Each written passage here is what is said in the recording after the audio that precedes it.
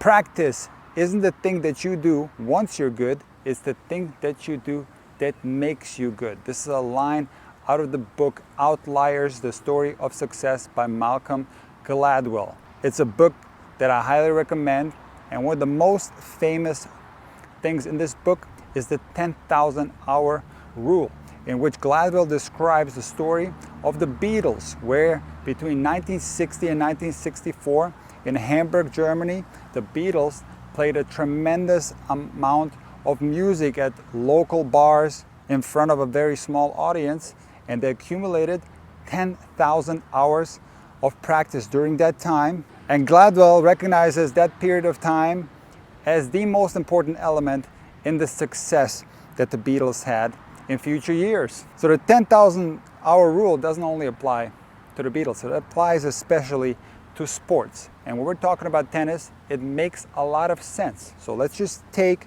a junior who trains 4 hours per day.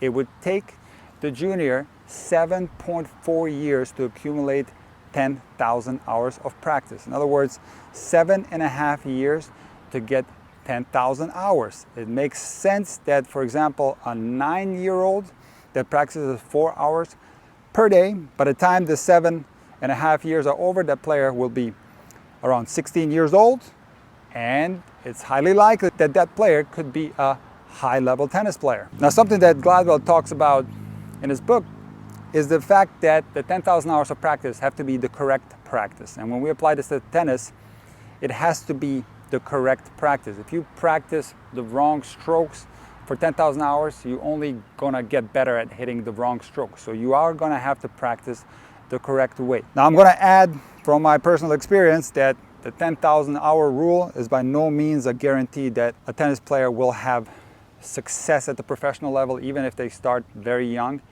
Tennis is such a complex game that it's not all about the amount of hours you put into the game. There's a lot of other factors that will come into play in whether a specific player can make it on the professional tour. But generally, I do think the statement is correct that if you put in 10,000 hours of the correct practice, you have a very good chance to become a high-level tennis player. And how does this information benefit you as a recreational player?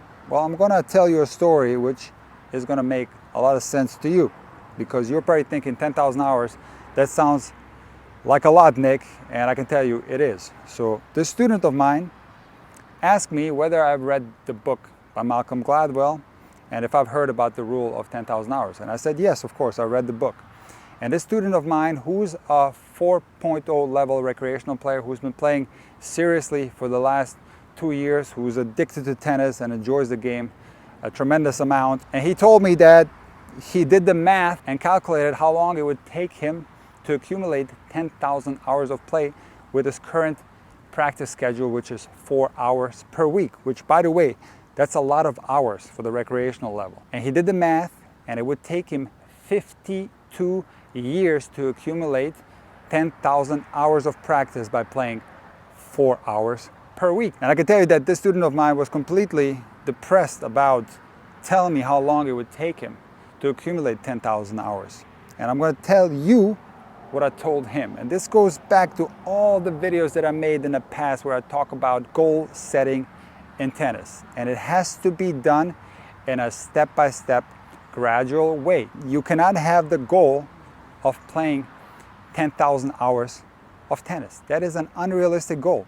If you play 4 hours a week, it's going to take you 52 years. So just that in itself will make you want to quit and not do it at all. And that's what happened to my student. He was completely disappointed and felt like not practicing at all. So the way you have to approach goal setting in tennis is not think about 10,000 hours, think about the next hour and focus on what you are going to do in that next hour, what things you are going to improve in your game. Then once that hour is over, you go on to the next hour.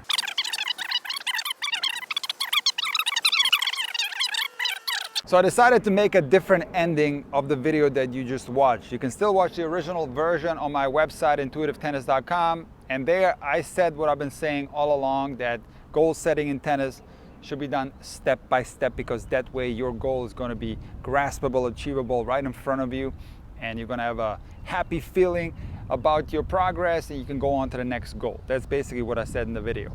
And I've been saying this before, but despite the fact that I made several videos on goal setting in tennis, the number one question that I get on social media is the following one. Is it too late for me to turn pro? So the reason why I'm making an alternate ending to this video is because I recently had an epiphany. I want to share it with you, but first I want to tell you what I answer all those people that ask me whether it's too late for them to turn pro. I don't say yes or no.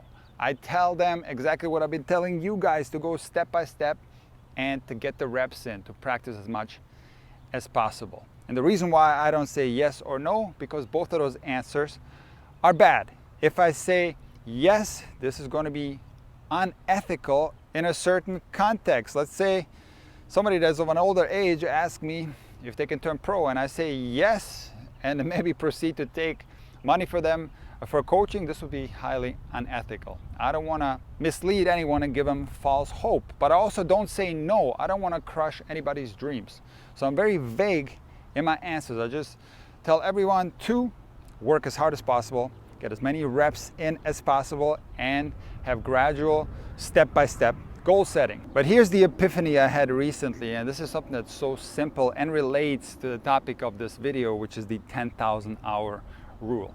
The number one question everybody has to ask themselves, if they like this thing, do they like hitting this yellow fuzzy ball? If the answer is yes, then the 10,000 hours are gonna come naturally. If you love the game of tennis, if you love hitting the ball, you are going to want to be out here every day, and the 10,000 hours is going to be no problem whatsoever. I've been playing tennis my whole life. I probably have 50,000 hours plus, and I'm an older guy now. I'm 46, and I'm still going out on the tennis court and hitting balls on a daily basis. Why? Do I have any aspirations? Not at all.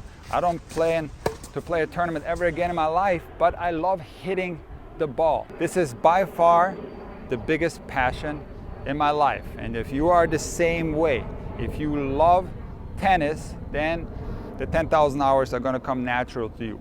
However, if you don't like tennis, and if you are maybe picking up tennis for other reasons, because you like the idea of being a professional player and being on TV, it is only a matter of time until you quit. Because as soon as you realize that this goal is too unrealistic, too far away, you're going to end up quitting. And this is something that I see down here in Southeast Florida all the time. The amount of junior players that end up quitting tennis because they play tennis for the wrong reasons is crazy. I could tell you one story after the next. So from now on, if somebody asks me, is it too late for them to turn pro? I'm going to ask them a simple question. Do you like hitting the tennis ball?